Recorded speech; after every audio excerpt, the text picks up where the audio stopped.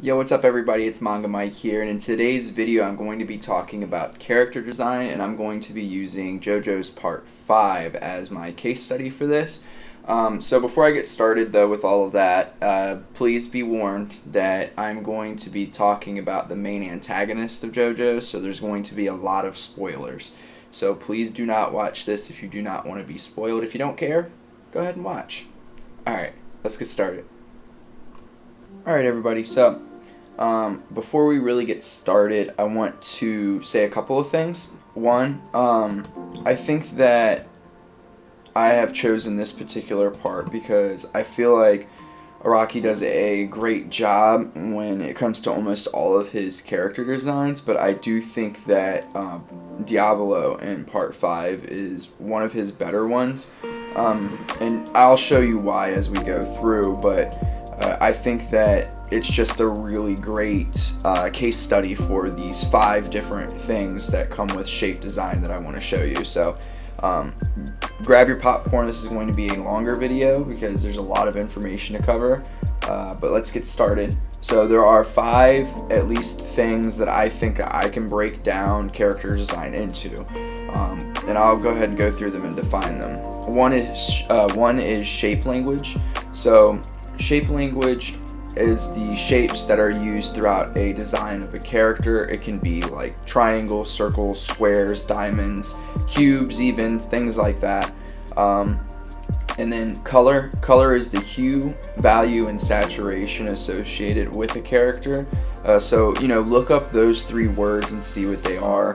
But that makes up colors that are used within a character design, and you don't want to have like a whole bunch of extremely saturated colors, for instance. So you have to start to learn a little bit more of color theory in order to be able to properly apply this one.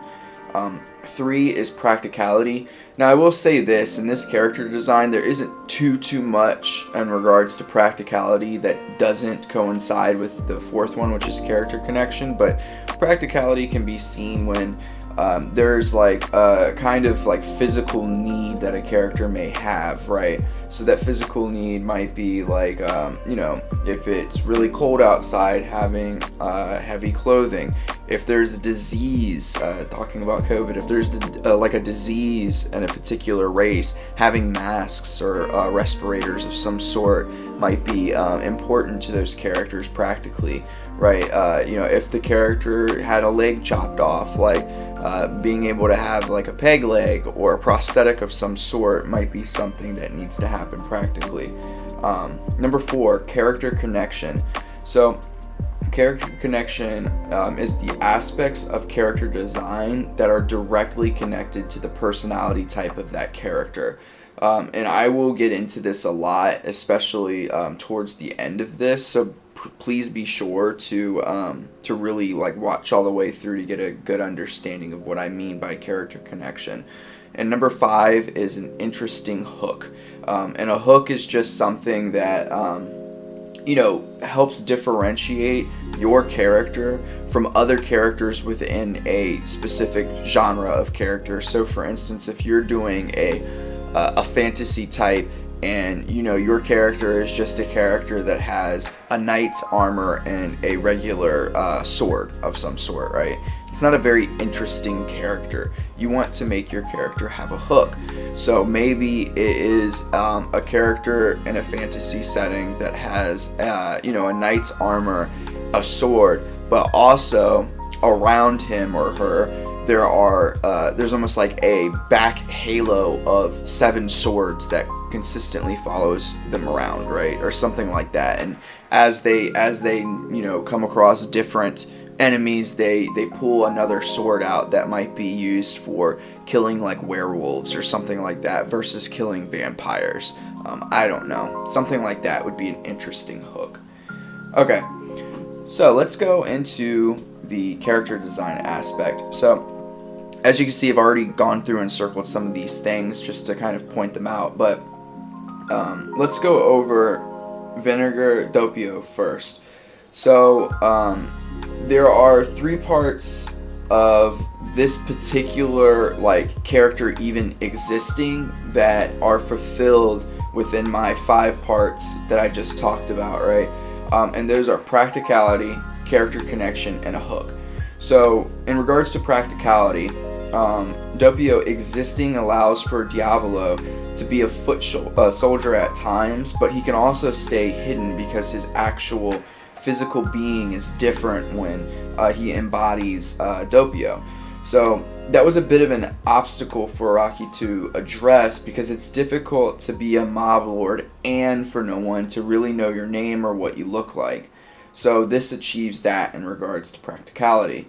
The hook is very out in the open. It's very easy to identify this character because this character is the alter ego of a JoJo's villain. Or if you want to look at it in regards to Diablo's hook, Diablo becomes the JoJo's villain with a split personality, in which not only does the demeanor of the character change, but the actual physical representation of that character changes as well. So that's a very good hook. And then next is character connection. So I'm going to spend a pretty decent amount of time on this particular part because there's a lot that I don't think people truly understand in regards to how well done this actually is. So just as previously mentioned, Diablo needed to be able to work in the shadows as the head of a mob, and thus needed a split personality of some sort, right? If he didn't want to be found out. So Polnareff does state that split personality disorder typically is something that manifests or happens when somebody goes through a traumatic experience during childhood, which is accurate. The piece of this that is also important is that sometimes individuals who have traumatic experiences are often trapped emotionally and maturationally in the time frame in which the trauma occurs. So I'm not sure if Araki knew of this kind of psychology of trauma to this extent, but as a therapist, I really enjoy this kind of detail. So it's possible that trauma occurred. It's not really ever said, but it's possible that his trauma occurred during this age group, whatever. Doppio looks like he could be anywhere between like 10 and 16 or 17 or something like that. So it's very interesting. He's said to not be of age to have children or something like that. So this is extraordinarily well done, even if it's not necessarily done on purpose, because his younger self would have been the self that Polnareff kind of talked about, and it makes sense for him to have manifested his body and his split personality into Doppio being this particular age and physique and everything of that nature. So in regards with character connection, you have an individual whose split personality physically and emotionally exemplifies the traumatic experience, a response to the traumatic experience. So additionally, his power overall is subdued when he is in this state in relation to Diablo himself. So you see this restraint in the form of his physical prowess, his clothing that's more conservative, and his hair that's neatly tied back in a fairly hefty looking tie. The sweater itself has slits in it, and it doesn't quite cover the bottom of his stomach, and this kind of insinuates that there is a power or a rage or something that is waiting to be unleashed, and it's so overwhelming that it is still slightly able to show itself even with the great restraint, right? So now the shape language, which is probably the easiest thing to spot, and it's dots, actually. He has dots on his pants, he has dots on his face in the form of freckles. Even the hair tie almost looks like it has dots if you look at it from a distance. And dots are an interesting shape in general to use as a design trait, because they're finite, and in regards to time, if you look on a continuum of time, dots are just a single point in time. So the shape language also connects to the desires of Diablo. He desires to just exist in spots without anyone really knowing, thus a dot. And finally, we get to color. Pink is a color of passion and desire. Couple that with purple and gold and you get a sense of royalty as well. So the reason why I think pink is a good choice is because the name of the mob itself, or the mafia, whatever you want to call it, the gang, is in fact passione. So pink and passion kind of go together. And then gold and purple signify some kind of royalty, which for Doppio makes sense because he is Diablo, so he is royalty in a way because he's the right hand of Diablo. But it also makes sense, and I'll go over this into more detail in a little bit, but it also makes sense in regards to the stand, King Crimson. So we'll get into that in a little while. So next, let's look at Diablo. So this will be a little bit quicker because a lot of the previous points apply here as well. But practicality, he's noticeably taller, has more musculature, which makes sense because he has a very powerful stand, and it kind of makes sense to have the the person's body physically like show that power as well. The sweater comes off, revealing that the power that was being restrained is no longer being restrained. His hair is being let down, so now his power is completely untethered. Shape language, it's still dots. It's just that they have transitioned from the face to his hair. Transitioning of freckles coming off the face as you age is pretty practical, so that's pretty cool.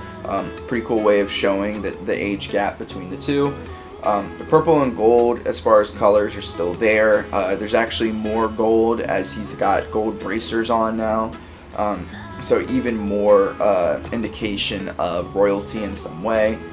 And then finally, character connection. I would argue that Diablo is nearly the same as the previous character connection piece. Since he is the other half of the split personality, it allows for all of those same kind of character connection pieces to coincide. And the same is true of the hook. So let's now transition into King Crimson.